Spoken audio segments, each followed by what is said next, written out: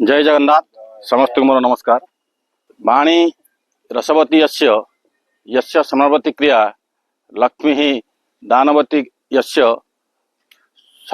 सफल तस्य भवति। अर्थ होउची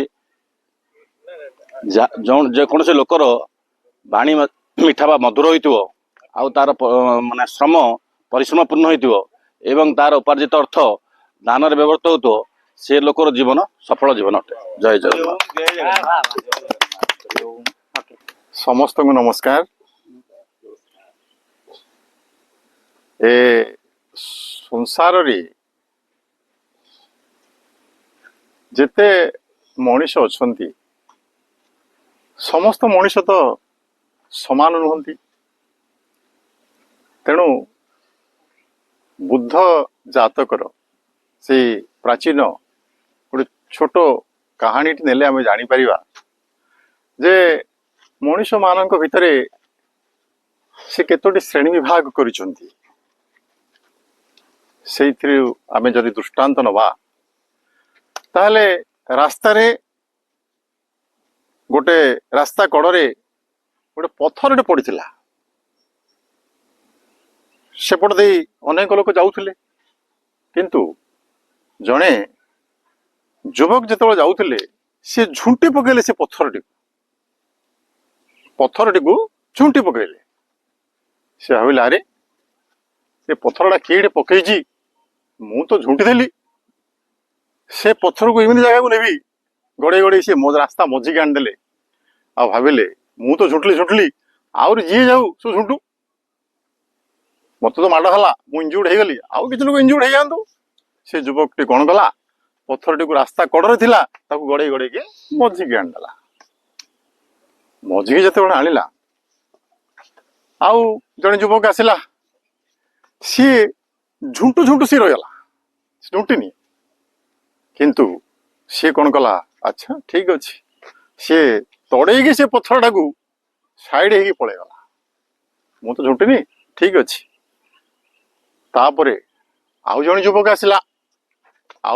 आसला बेले देखला पत्थर पड़ी रास्ता मझिरे। तेणु सी भाई अरे मु तो झुंटी आउर केते लोक झुंटिबे। तेणु सी पत्थर टाक कौन कला ठेली रास्ता बाहर रखीदेला। हेले आम समाज रे मध्य ठीक सेमिति तीन प्रकार मनीष अच्छे। जड़े उत्तम मनीष, मध्यम मनीष आउ अधम मनीष। जी पत्थर टी को नहीं कि बाहर फिंगिदेला बाहर को नहीं गला रास्ता रू सी है उत्तम मनीष। जी पत्थर टी को भितर रास्ता कड़े थिला भितर को आनीदेला सी अधम मनीष। आउ जी ताकू न बाहर कर रास्ता रू ताकू साइड कर चली गला सी है मध्यम मनीष। सेमिति समाज रे सबु श्रेणीर मनीष माने अछंती। नमस्कार। जय Jagannath. Today's thought of the day: your talent decides what you can do, but your motivation decides how much you can do. Again, your attitude decides how perfectly you can do that work. So साथी माने आम समस्त पाखे talent अच्छी motivation required आम समस्त को। जदि कि आमको जने गोटे भल रास्तार मोटिवेट कर तेबे आमे आमर जो टैलेंट को माने तार सबुठारु मैक्सिमम यूटिलाइज कर परिबा। आ जेते बेले आमर एटीट्यूड जदि पॉजिटिव अछि आमे सेटा को लग्नर सहित करबा। यार अर्थ छोट एग्जांपल दोची जदि आमे खाली जने जने चाष करूची से खाली भाबिबो सोई ता पाखे बल अच्छी सब किसी अच्छी बट से कहला आज कौन चाष करी काली करिया पहर दिन करिया ता पर दिन करिया। बट जदि जने तार जने साथी किए मिलला से ताको जदि मोटिवेट कला भाई रे एबे जदि तू चाष न करिवो वर्षा सीजन पळेबो तापर खरा दिन आसीबो कौन करि परबो सेतेबेले से तार जो चेतनाटा अच्छी ताको एनकरेज करछि कि भाई मते समय बहुत लिमिटेड अच्छी but I have to do.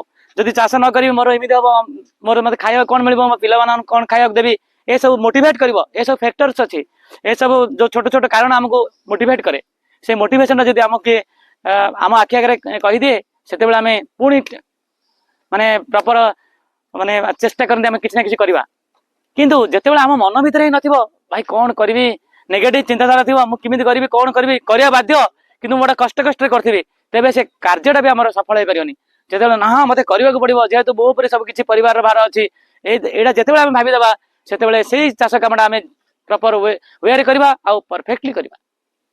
जय जगन्नाथ। सुप्रभात समस्त को हार्दिक शुभेच्छा।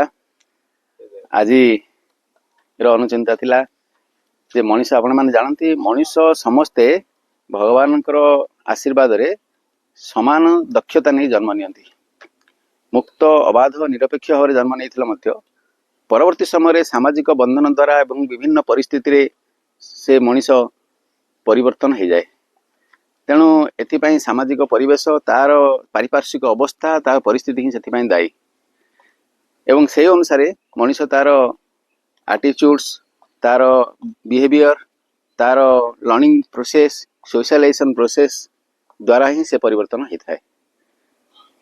तेणु क्या पाखे कौ टैलेंट सी निश्चित भाव में क्रिएट हो जाए जानते रहो कि अजाणते रहो।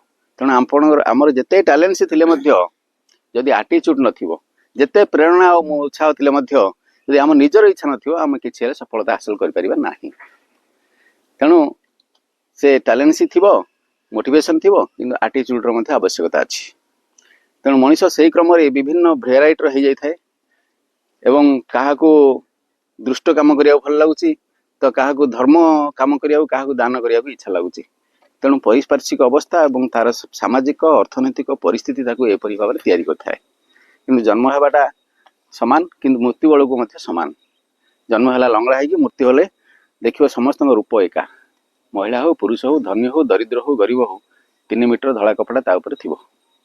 तेणु ये भगवान को सृष्टि आमे समस्ते सही दृष्टि परस्पर को मिठा कथारे सुंदर व्यवहार रे वचन रे निजर करि पारले सही जश कीर्ति ही आमे छाड़ी देकी जिबा एवं आजिर अनुचिंता को एठी मु विराम देउछि।